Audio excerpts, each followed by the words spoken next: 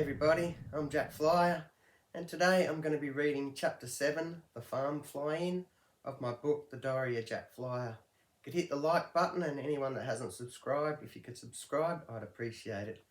Let's get into it. Chapter 7, The Farm Fly-In. August 3rd, 1982. Recently, Charlie, Tommy and I had decided to stage a fly-in here at the farm at Coldstream. Charlie took charge of all the legal issues and organised the aircraft to be present. Tommy was in charge of promotion and advertising and catering, whilst I had the task of preparing the farm for the event and sourcing volunteers. It all came together unhitched, but what a task. I had the neighbour Alan use his grader to resurface the 1300 metre strip for the more fragile planes and managed to borrow a heap of hay bales for seating, and Doris made up some neat flag rope. The portable dunnies arrived today, bloody expensive, just hope there's enough. Doris also made up signs and will set herself up at the drive entrance to collect entrance fees. She has really involved herself. I'm very impressed. Charlie had a task getting the relevant permissions to hold the event, but apparently his Casa buddies had come to the party. I have the Stolero all ready for the show next weekend, and Charlie and Tommy will arrive Wednesday to prepare their birds. Also, we'll have Boy in his lays hair and a number of ultralights arriving Friday to put their contraptions together. August 7th, 1982.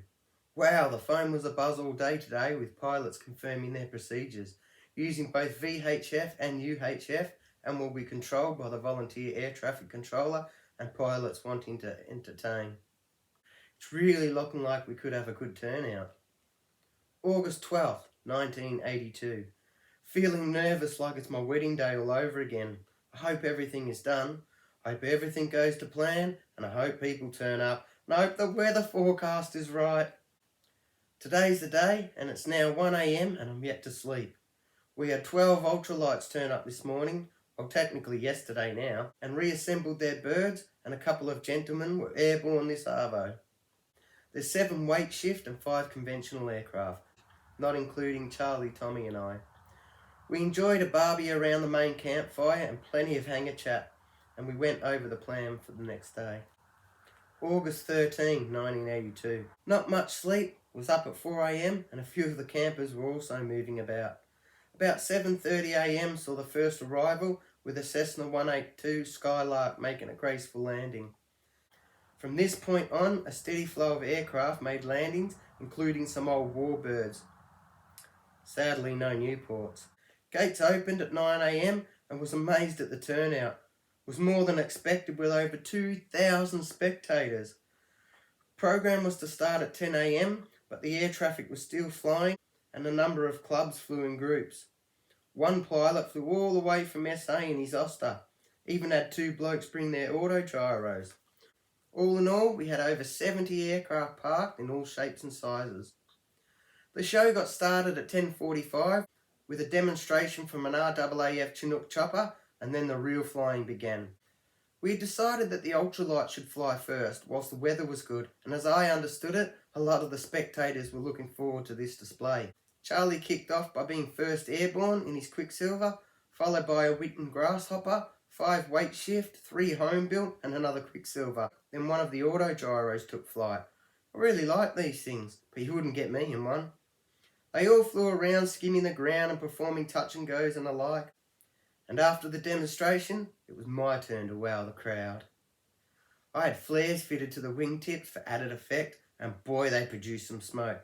I took off in the Stolero with smoke streaming behind the wingtips and held her low, building airspeed inches above the ground, and then as the end of the runway drew near, waiting, the last minute, I swiftly pulled back the stick, rocketing straight up in the air, and as the airspeed descended, made a swift push forward and levelled her out. I threw her into an aggressive bank. Well, maybe I don't throw her, she more like strundled and eventually reached 40 degrees. I kept power on and the airspeed at 55 knots, the fastest she had flown in my hands. Really felt amazing flying with patterns of smoke trailing behind. I performed a number of touch and goes and a 1-wheel touch and go. I landed engine off dead stick to the applause of the audience and felt as proud as punch. Next was a formation display by the yak replicas, followed by a dummy dog fight.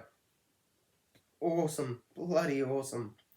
We had demonstration from Cessnas, Pipers, a Beaver, and my favourite, the DH82 Tiger Moth crop duster. It was a real treat to see the moth spray the runway, and I really do envy his job. After lunch we had a visit from the RAAF DC-3, which did several flybys before vanishing into the sun. Then the games began. We had a spot landing competition with 2 categories, ultralight and general aviation. I entered, but these bloody weight shift buggers can land on a dime. Tommy picked up a second. I guess his vegetable paddock landing paid off. We also had a number of categories for ribbon presentation. Best home built, best weight shift, best 3-axis, best single light engine, etc. We had a number of aerobatic displays throughout the day, but I personally enjoyed the pitch routine the best. We ended the event at 4 p.m. that arvo and had invited both pilots and spectators to take advantage of the camp area and enjoyed a bonfire and performance by our local singer-songwriter, the one and only Jack Flyer. I had the local paper interview me for an article they'll be doing on the event. I'll be famous. I enjoyed performing a wonderful show for a couple of hundred people, and the party continued into the wee hours of the night.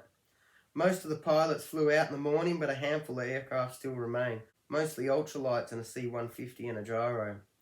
Doris tells me she thinks after everything is paid out, we should end up with a tidy profit. That would be handy. I've never had so much fun and felt prouder about an accomplishment than I do right now. August 18, 1982. I have received an endless supply of letters thanking me and congratulating me on the event, and I feel very overwhelmed from the response. I will hold another next year if possible. The article in the local paper was very complimentary of the event, and it made for a good read.